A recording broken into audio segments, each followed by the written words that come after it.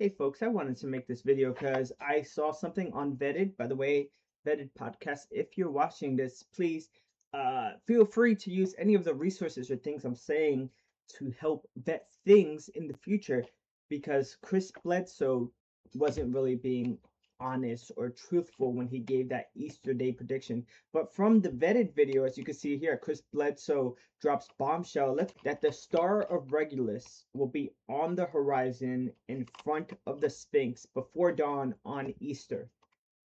That's a lot of information, and we can actually vet that, guys.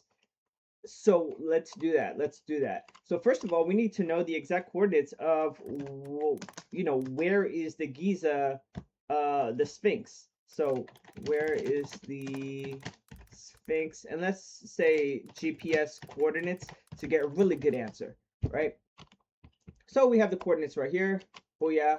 We're going to copy that. And we also need to know which way it aligns, because if it's staring at something, we need to know where it's staring at. So Sphinx, which way does it face, right? Very simple question. And we're seeing here that it faces directly east. Great. We could use an app like Stellarium. So this is a free web app, and we could use resources like this to look at the night sky anywhere in the world at any time. So let's change this. This is currently Reno County, but we're not in Reno. We're going to move over to the Giza, right? Giza, Egypt. That's exactly where the Sphinx is. We're going to use this location. As you can see, automatically the night sky has changed. We also want to change the date and time down here. The 5th was Easter, and we are going to go sort of back in time a little bit, because you can see the dawn approaching, and then to the point where you could see the light. The date and time is still my local time, but you can get an idea of how this works. And he said the star Regulus, which, if you didn't know, was in the constellation Leo. Where is it, right? So Regulus is in the west, right here. Regulus in the west. The Sphinx faces east, and the sun also rises in the east, by the way. So if you go like this, it sort of turns bright on this side. You see the sun coming up. This is the sun here, coming up. So this is right before dawn. Where's Regulus right before dawn? Do you see Regulus?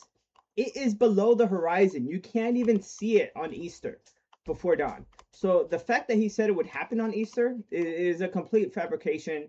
It's a lie. He said an astronomer or astrologer told him that person should be fired. He should let everybody know who this astronomer or astrologer is. But yeah, let's actually figure out when this is going to happen. Because as you can see, let's take off the atmosphere for a moment so we could see the entire sky without the dawn, bothering.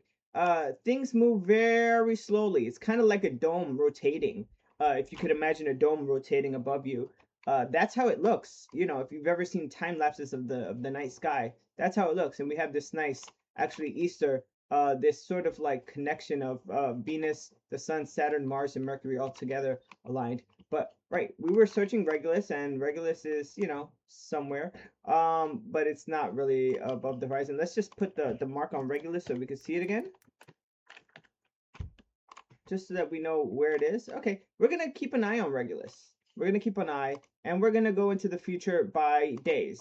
So in a 24-hour period, the night sky doesn't change much from one day to the next. It moves very slowly. You can see some things are moving this way and some objects are moving the opposite way, like Venus is moving the opposite way.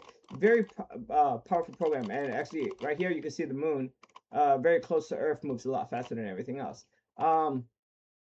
Again, I clicked away from Regulus, but that's okay because it's still not in the night sky here. So we're just going to keep going, keep going, keep going, keep going.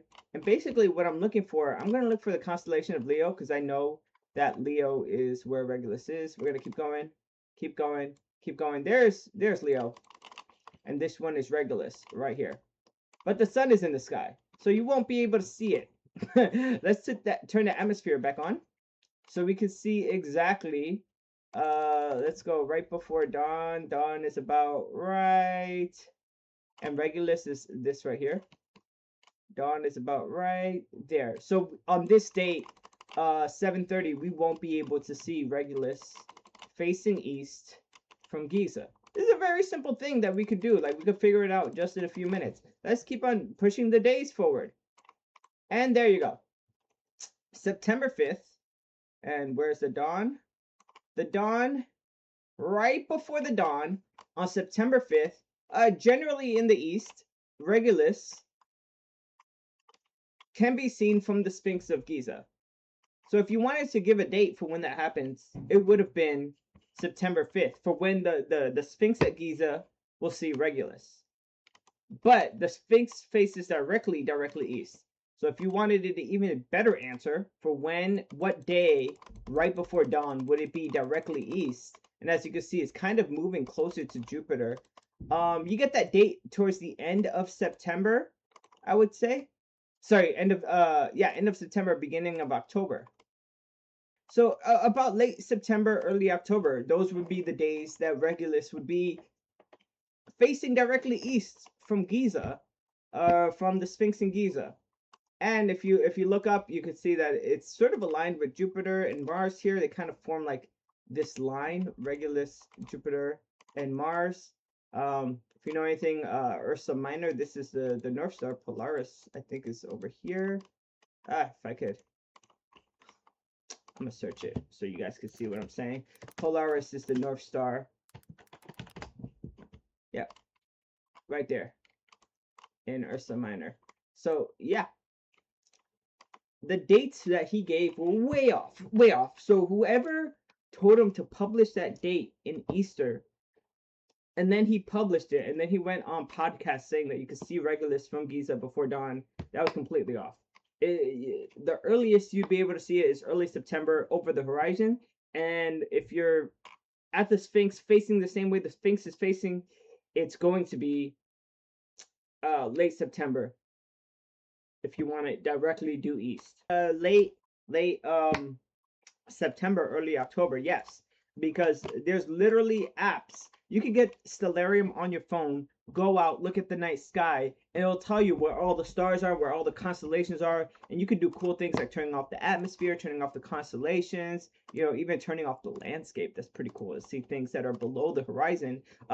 If you want an equatorial grid, if you want a azimuth grid, you can see all the things. Deep sky objects, you could turn them off, you could turn them on to see things like really, really deep in the sky.